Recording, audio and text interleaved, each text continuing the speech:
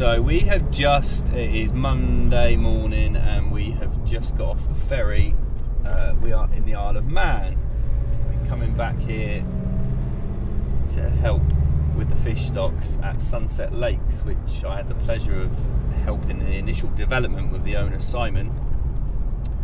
Came over here for many meetings with the Manx government and the various different organisations to realise Simon's dream of having the first proper fishery on the island. There's lots of ponds and lakes over here, obviously, it's a lovely place, but he wanted to develop a proper fishery after visiting the fishery I worked at Leamington for many years. The ponds are all lined because there's not a huge amount of clay. It's a lot of this. It's granite rock in Peel. It is Sunset Lakes, so that's where we're now heading. The first few trips I flew over and had meetings with Simon and the various different organisations, and it took ages to get permission to be able to move fish across here.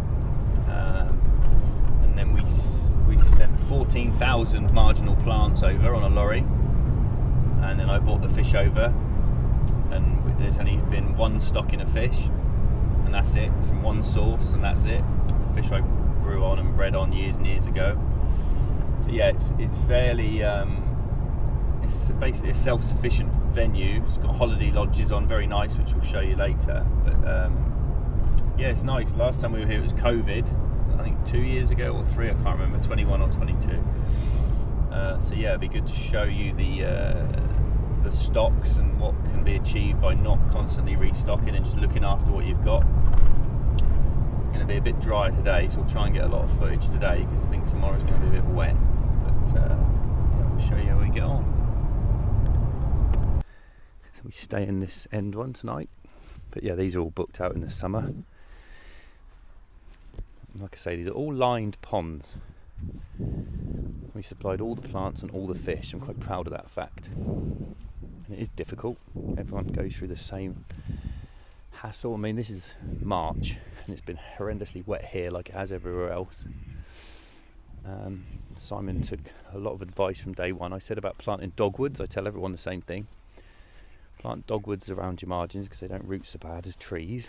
Give you that bit of privacy between the pegs, but they don't interfere with the line or anything like that. The swims have all been placed in, and all the ponds have fringed with plants. Like I say, it's March now.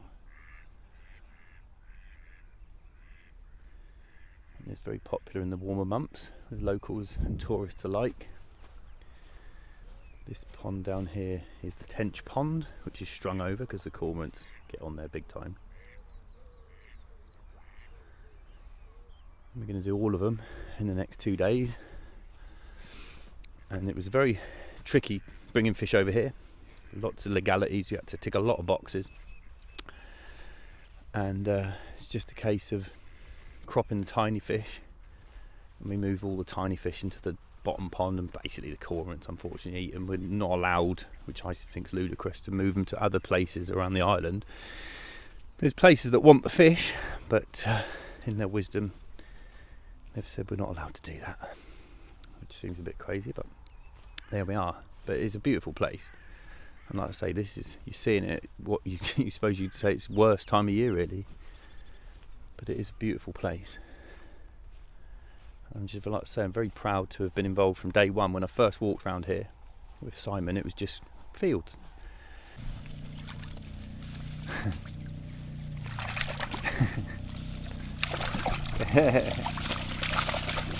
And they just sat in these reeds. Beautiful fish, like I say, only one ever stock in here from myself, and only one lot of plants.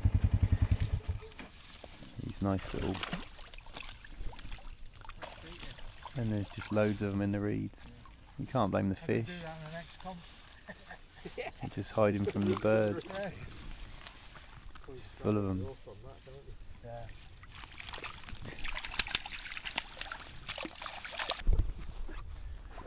Trouble is, a lot of people, I mean obviously we want as much marginal vegetation as possible everywhere, because why wouldn't you?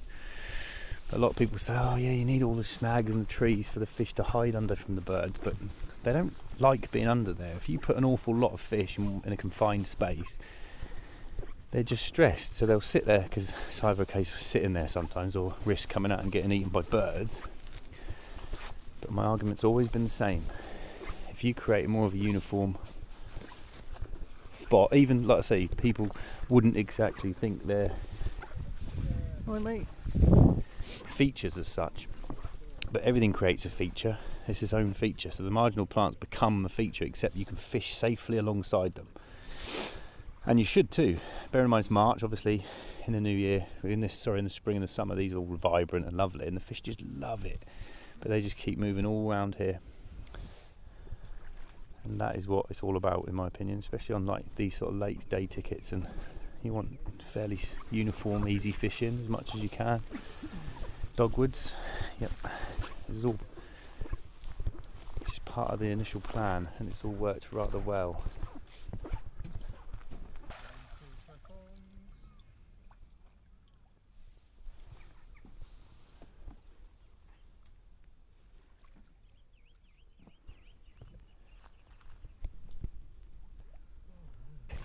Why we like to use really fine mesh nets, because anyone can just net the pond and catch some carp, but if we were using any mesh bigger than this, these tinies would go through this mesh, and this is what we need out.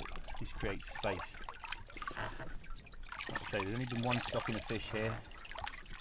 That's all you need if you're doing it properly. And by keeping on top of the basics, it's amazing what you can achieve. What was in there? 150 maybe, 130 certain. So I've graded out just to net as many of these as I can. And then this is just now rammed full. There's still loads of roach, but it's rammed full of carp. Like I say, it's not a huge bit of water, but they're all looking really fine, considering this is match fished. Really nice fish. Like I say, one stocking did this.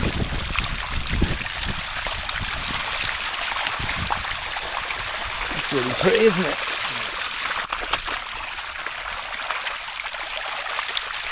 Really nice.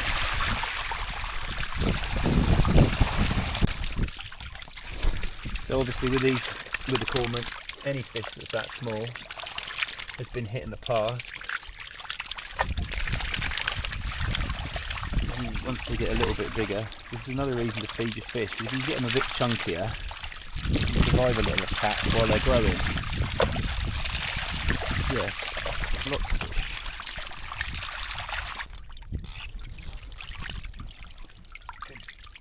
Good fish. Survivors. Survivors. Good. We've removed 320 odd pounds of tiny roach. Put back 650 to 700 pounds of 6-inch to 4 or 5 pound carp, 1 or 2 bigger ones, and some better quality roach. The odd little tench. We're going to move some more tench in here from one of the other ponds, and it's all good. A little bit of chalking. Like I say, chalking's a fantastic tool in fishery management, but you really need to get in and aggravate and see what's going on with the silt and things like that to really give good advice on. So this is a little wetland area. That's the start of the lake there, basically. And this is always wet, it's so that it looks nice from the building. And as you can see, there's carp. There's quite a lot of them actually. Just quite happily in March. It's quite cold today, 6 degrees. But interestingly, there's no tiny fish in here.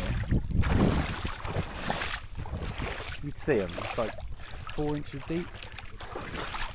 The amount of people who don't fish shallow water in the winter because they think the fish won't be there. Look how many's in here, look.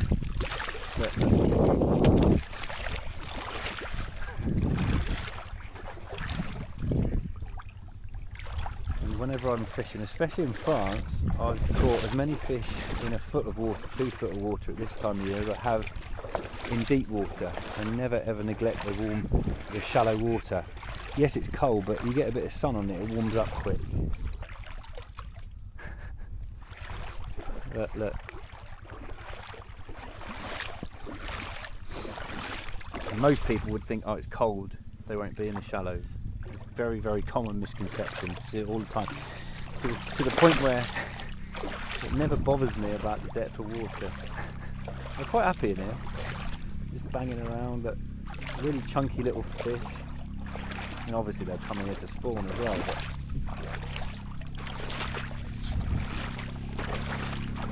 there's probably 30 fish in this shallow bit.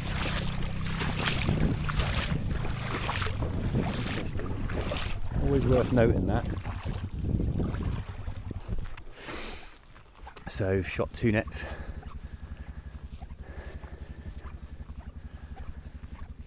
And yeah, bring the first one in down here. And that one goes all the way along there to the point there, and then we'll just walk it around and land that one later. Like I say, it just gives you more chance of catching more fish. The amount of times we've done what look like simple lakes, and then at the last minute there's an umbrella in it, or a fishing rod, or a bait boat. And it's just potentially that could, you know, doesn't always. The nets are very deep. These nets fish 12, 13 foot of water, and the lake's only 5 foot. So it's quite good. That's perfect, yeah.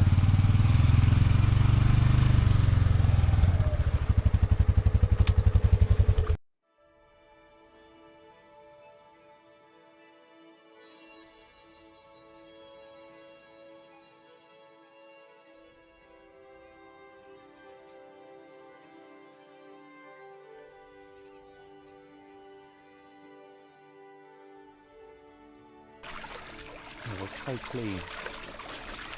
Same again, taking a few roach out. We're going to grade a few of the smallest carp to put back in the match lake, try not to fall in. So if you look how clean these are, these have been in here a long time. We've stocked them at very small size. Absolutely beautiful fish, loads of them. We'd have liked to have brought more species over, but we're only permitted by the government to bring carp, tench and roach. So obviously the carp have dominated in here. But they're lovely.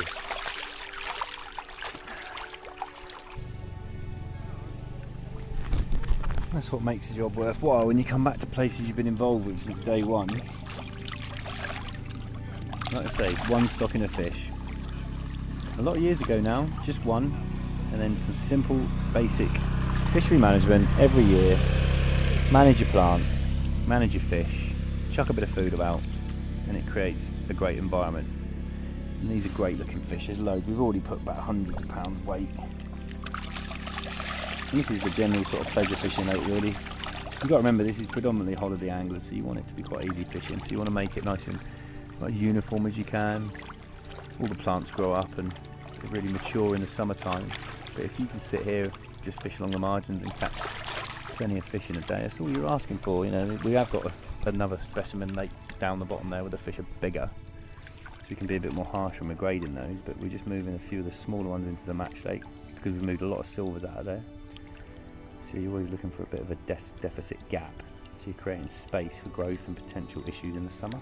But apart from that, look, absolutely brilliant. But there's plenty there still, like I say, we've moved a lot. There's no shortage of fish.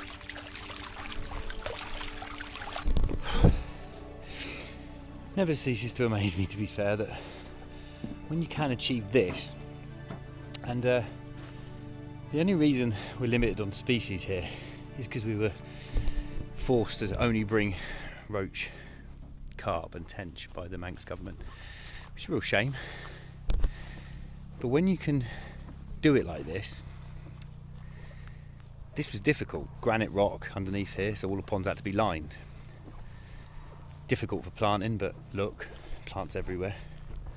Difficult to bring the fish here because we had to jump through so many hoops, but we did it legally, all properly, from one source, one stocking, and it's full of fish. All the ponds are full of fish. A lot of hard work keeping the cormorants off, but they're all full of fish. And when you can do it like this, so you've spent a fraction of what most people spend on fish, why wouldn't you do it like this? Sustainable, better, ecologically it's better, you get a lot of plant life, you've got no barren bank space, lakes full of fish, healthy fish. Simon feeds cereal, keeps it simple. He stuck to the plan from day one. Like I say, we walked around here probably 12, 15 years ago. I dread to think when it was. And it was just grass, well, it was actually sort of set aside, I guess, sort of thing, on the side of a hill in the Isle of Man. And now there's lots of lakes here. Similar situation at places like Commonwood. Similar situation at places like Hall Walks. Sensible. Stop buying fish.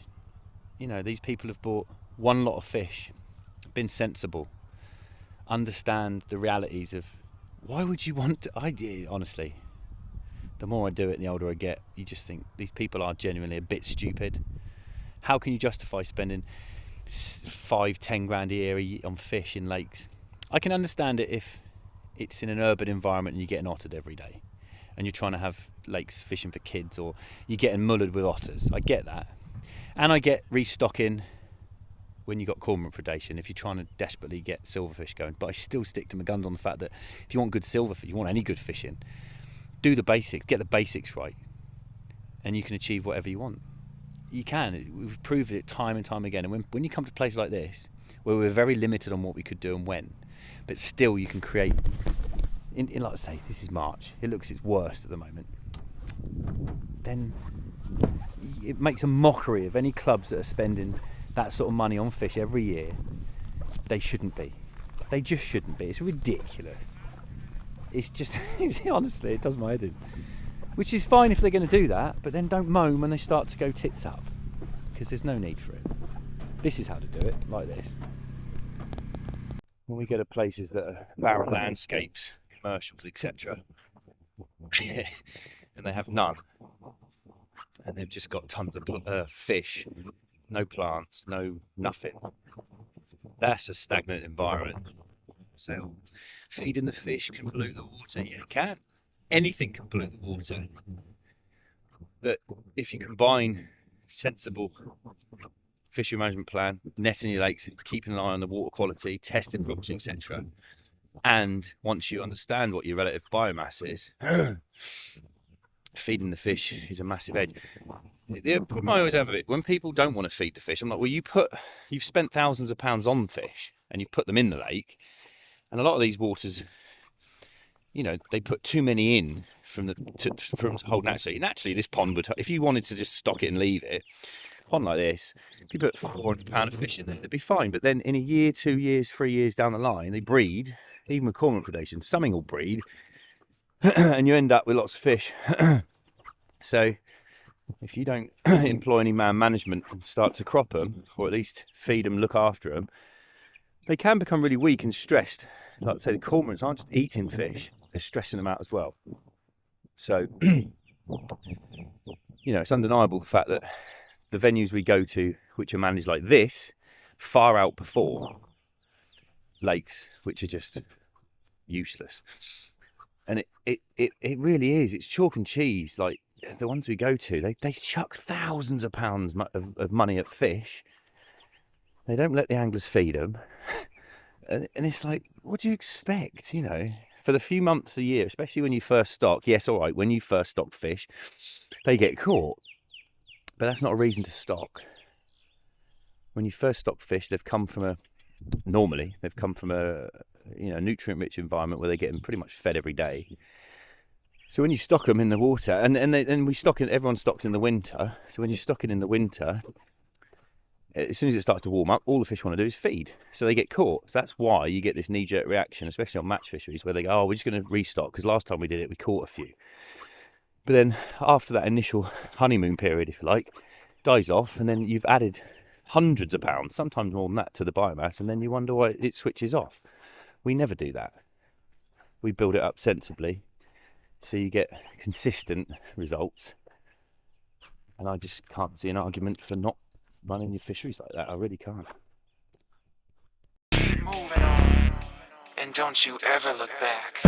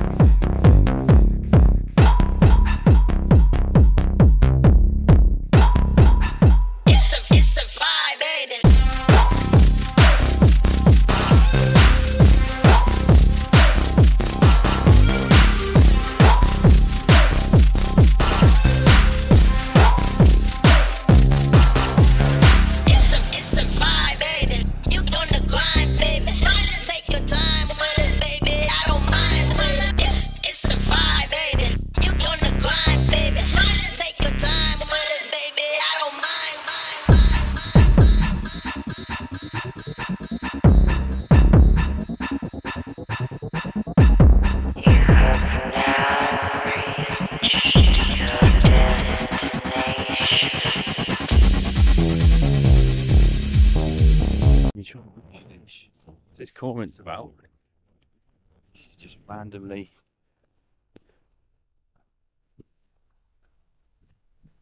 Yeah, here, Chip, fill your boots up here. Yes. Yeah. And they're just in there. Lovely tench. Oh, it's up there. They are, yeah. Beautiful tench. There's loads of them there, mate. Yeah. They're just stacked on top of each other. Like so, we haven't got a net in the water or anything. We haven't disturbed this lake at all. So when you're fishing and you moan because you're not catching fish, just bear in mind that sometimes it's not that the fish aren't there. And bear in mind also, if these plants weren't here,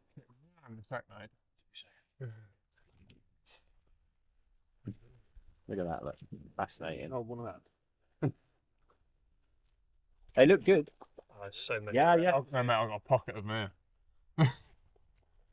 Got a dip net.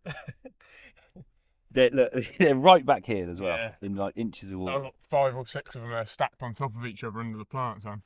Amazing. And they're just in there. They're quite happy in there. They're just hiding from birds. Or do they just come out at night, or? Yeah, probably. Yeah, they have to feed, so they'll be coming out. They look all right. They're definitely eating something. They look good. They're quite a tail here. Look, hench tails. It's low. Everywhere, yeah. I've got so many in front of my knees. I was going to say I'm literally just stacked at the bottom of the plant. Yeah. And you can see, like this one here, he's a bit of a survivor. He's been had a few times. Yeah. Loads in there.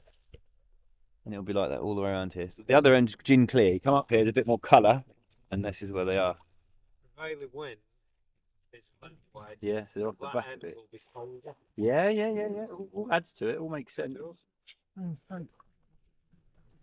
Take them back out to your lake. They'll just come straight back in. There we go. Where are they? Interestingly, it's clearer here. Gives them a bit more Oh no, look, they're not even there. Look, back there, isn't it? Jesus.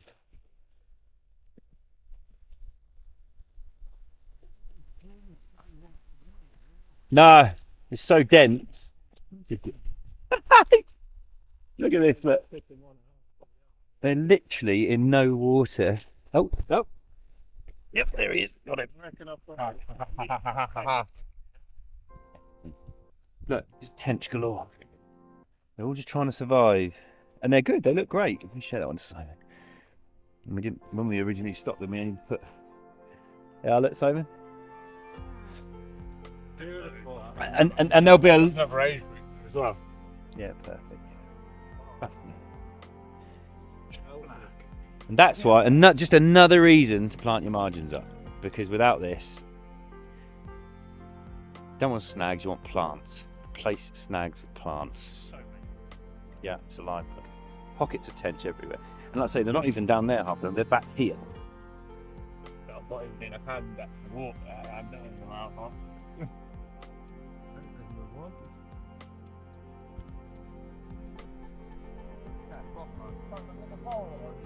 Great. And this is what I think is good habitat. Loads of vegetation.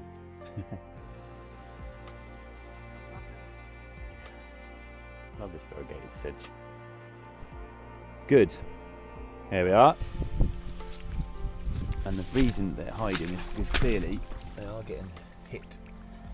And they're surviving, and they're spending a lot of time in the back of these plants.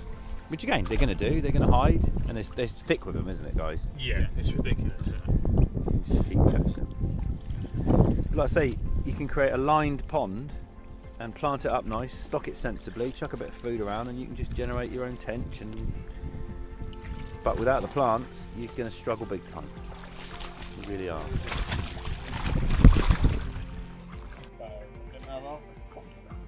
So we've just done the covered end of the lake, where we've just been exploring in here.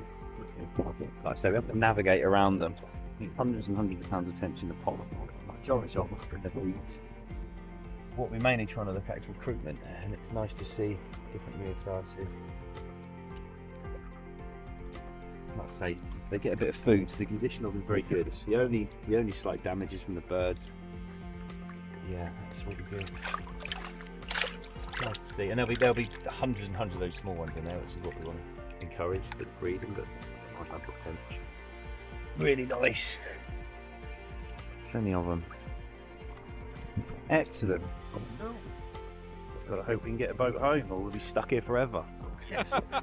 Not a bad thing really, it's quite nice. Not there's worse places to be. Good, we're done. These are absolutely awesome cabins. They're lovely. Like I say, it's March and it looks amazing now. So it's certainly, I mean, they get very booked up, these chalets, in the summer, and obviously TT week and stuff like that. These are great bits of kit, but very pretty. The lakes are full of fish. Really, really nice place to come. If anyone's on the Isle of Man, you can get in one of these, even just use it as a base. They are fantastic, very comfy. You've got all these lovely views, nice bit of hiking, some great fishing to boot. So just gonna get all packed up and hopefully we can get on the boat tonight. Apparently it's going to be windy, but we'll give it a go. And then we're off to Kingsbury Water Park. It's supposed to be Thursday, it's Tuesday afternoon now. All depends whether we get back on the right boat. Good.